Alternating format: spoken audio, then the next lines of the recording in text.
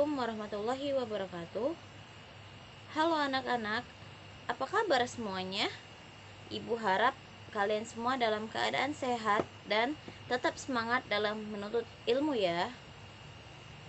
Pada pembelajaran kita hari ini, Ibu akan mengajar kalian mata pelajaran Ilmu Pengetahuan Alam, tematik 1 tentang perkembangbiakan dan daur hidup hewan. Sebelum kita memulai pembelajaran kita pada hari ini, alangkah baiknya jika kita berdoa terlebih dahulu. Marilah kita sama-sama untuk berdoa menurut agama dan kepercayaan kita masing-masing. Berdoa dimulai. Berdoa selesai. Baiklah anak-anak ibu, apakah ada yang tahu apa itu perkembangbiakan? Ya, benar sekali. Perkembangbiakan adalah cara menghasilkan keturunan atau anak dan dapat diartikan juga sebagai kemampuan makhluk hidup untuk menghasilkan individu yang baru yang sifatnya sama atau menyerupai induknya. Di sini tujuan perkembangbiakan itu untuk menghasilkan keturunan sehingga dapat melestarikan jenisnya. Baik anak-anak, secara umum perkembangbiakan itu dibagi menjadi dua, yaitu perkembangbiakan vegetatif dan perkembangbiakan generatif. Apakah di antara anak-anak di sini ada yang tahu apa itu perkembangbiakan vegetatif?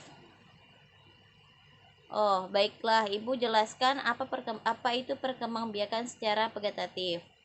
Perkembangan secara vegetatif atau tidak kawin yaitu individu baru atau anak yang berasal dari satu individu saja, sehingga individu baru merupakan bagian tubuh induknya.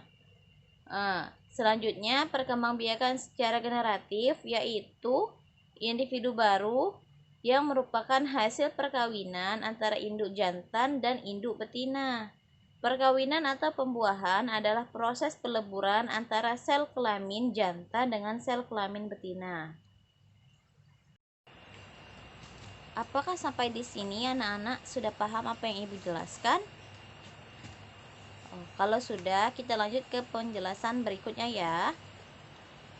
Selanjutnya Ibu akan menjelaskan perkembangbiakan pada hewan. Di sini perkembangbiakan pada hewan itu sama halnya dengan perkembangan pada tumbuhan. Perkembangbiakan pada hewan juga terjadi secara vegetatif dan generatif. Kita jelaskan satu persatu dulu ya. Yang pertama, perkembangan secara vegetatif. Perkembangan secara vegetatif ini merupakan perkembangbiakan tanpa melalui proses perkawinan atau disebut juga perkembangbiakan aseksual. Di sini perkembangbiakan dengan cara vegetatif ini terdiri dari 3 cara. Apakah anak-anak ada yang tahu? Oh, kalau tidak tahu, Ibu jelaskan satu persatu dulu ya. Yang pertama, yaitu secara tunas. Secara tunas di sini yaitu calon generasi baru akan muncul dari bagian samping tubuh. Kemudian lama-kelamaan calon tersebut membesar dan memisahkan diri dari induknya. Contohnya di sini yaitu hidra. Hidra adalah hewan yang bertulang belakang. Hidra ini hidup pada air tawar. Pada tubuh hidra ini akan muncul tonjolan. Ketika setelah cukup besar, tunas itu akan terlepas dari tubuh induknya. Selanjutnya, Ibu akan menjelaskan perkembangbiakan secara vegetatif melalui fragmentasi. Di sini fragmentasi itu yaitu perkembangbiakan yang berasal dari potongan tubuhnya sendiri.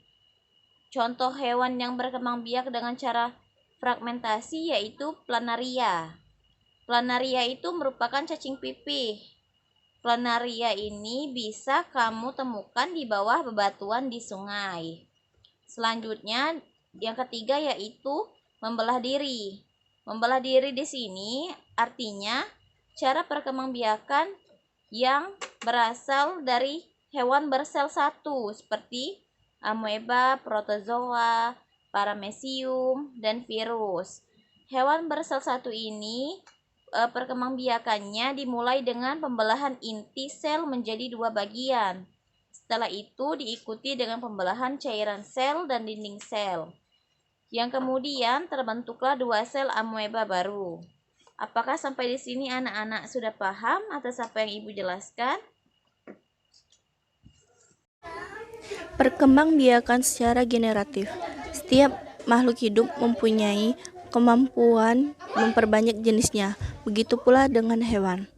Hewan yang telah dewasa akan membentuk sel-sel kelamin. Hewan jantan akan menghasilkan sel kelamin jantan atau sperma. Sedangkan hewan betina akan menghasilkan sel kelamin betina atau sel telur atau ovum. Perkembangbiakan generatif pada hewan diawali dengan perkawinan atau pembuahan.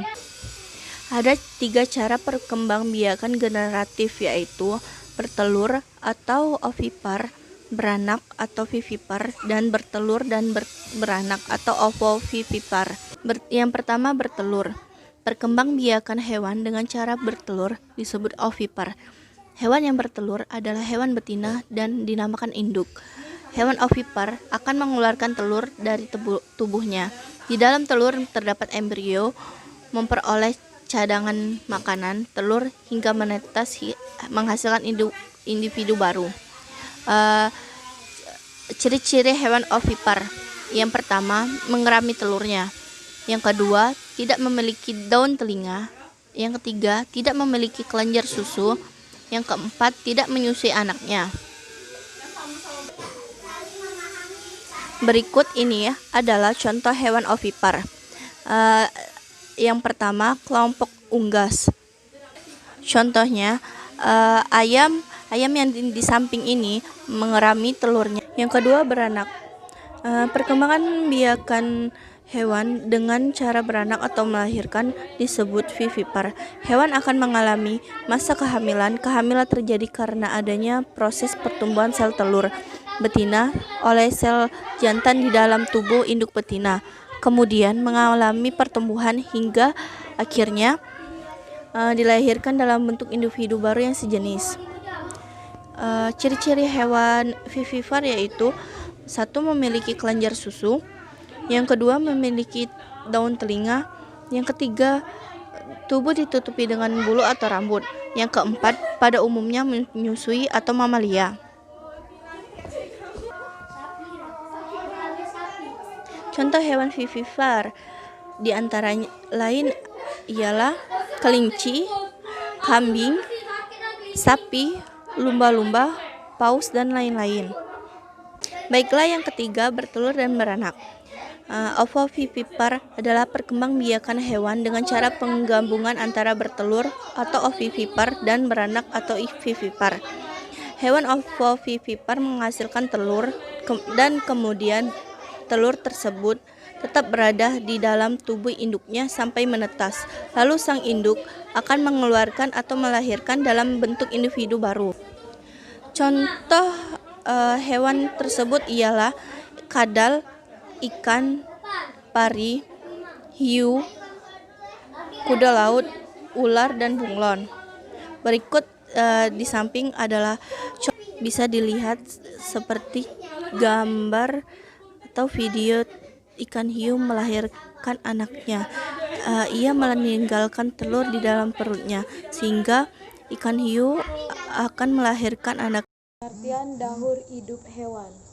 Daur hidup hewan adalah suatu proses perubahan bentuk tubuh suatu hewan sepanjang hidupnya. Proses daur hidup hewan dimulai dari masih dalam bentuk telur hingga dewasa.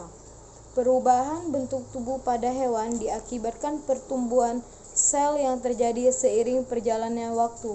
Cepat lambatnya pertumbuhan pada hewan bisa dipengaruhi dari makanan di mana makanan hewan tersebut.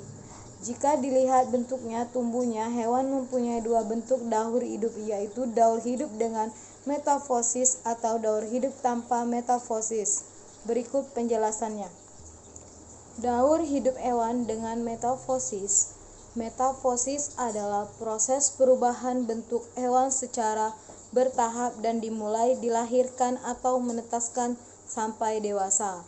Metafosis sempurna. Daur hidup hewan dengan metafosis sempurna adalah suatu bentuk metafosis di mana hewan mengalami 4 tahapan proses daur hidup. Baiklah, saya di sini sebagai pemateri 4 akan menjelaskan tentang metamorfosis sempurna. Langsung saja, contoh dari metamorfosis sempurna yaitu kupu-kupu, nyamuk, lalat, dan katak. Saya di sini akan menjelaskan 2 contoh yaitu kupu-kupu dan nyamuk. Yang pertama yaitu kupu-kupu. Daur hidup kupu-kupu dimulai dari telur. Seperti hewan sejenisnya, kupu-kupu betina bertelur. Telur itu diletakkan di atas dedaunan. Kemudian telur menetas menjadi larva. Larva adalah hewan muda yang akan berubah bentuk ketika menjadi dewasa. Larva kupu-kupu disebut ulat. Ulat makan dedaunan. Makin lama ulat berkurang jumlah makannya dan geraknya. Akhirnya ulat diam tidak bergerak sama sekali. Lalu sering dengan makin lemah geraknya, ulat membungkus dirinya dengan benang. Benang itu terbuat dari air liurnya sendiri. Setelah seluruh tubuhnya terbungkus benang, ulat berubah menjadi kepompong atau pupa. Setelah menjadi kepompong atau pupa, ulat berhenti makan. Secara perlahan, kepompong berubahnya sempurna. Kupu-kupu keluar dari kepompong. Kupu-kupu dewasa akan bertelur lagi dan meletakkan telurnya di atas dedaunan lagi. Telur-telur tersebut akan menetas menjadi ulat. Ulat akan menjadi kepompong. Dari kepompong berubah menjadi kupu-kupu lagi. Begitu terjadi secara terus-menerus. Baiklah, di sini saya akan menjelaskan contoh yang kedua yaitu nyamuk. Nyamuk senang bertelur di dalam air yang mengenang. Sekali bertelur, jumlahnya ratusan butir. Telur kemudian menetas menjadi jentik-jentik atau tempayak. Tempayak bergerak di dalam air. Setelah beberapa hari, tempayak berubah menjadi kepompong. Lalu selanjutnya, kepompong berubah menjadi nyamuk. Dan nyamuk dewasa akan bertelur dan begitu seterusnya. Jadi kesimpulannya yaitu nyamuk berubah menjadi telur, telur menjadi larva, dan pupa lalu menjadi nyamuk. Itulah metamorfosis sempurna yang telah saya jelaskan. Selanjutnya akan dilanjutkan oleh pemateri 5. Terima kasih. Selanjutnya yaitu metamorfosis tidak sempurna. Nah, sebelumnya saya akan menjelaskan terlebih dahulu apa itu metamorfosis tidak sempurna. Jadi, metamorfosis tidak sempurna merupakan metamorfosis yang memiliki 3 tahapan, yaitu dari telur menjadi limpa, kemudian menjadi imago atau hewan dewasa. Saya jelasin yang tahapan pertama yaitu telur. Telur merupakan cikal bakal makhluk hidup yang dimiliki oleh betina, yang mana nantinya akan berubah menjadi zigot setelah melalui proses pembuahan spermatozoa pejantan. Pada saat mempertahankan kehidupan embrio dari berbagai serangan serangga, maka embrio akan dilindungi oleh struktur seperti cangkang yang dilapisi oleh zat kitin.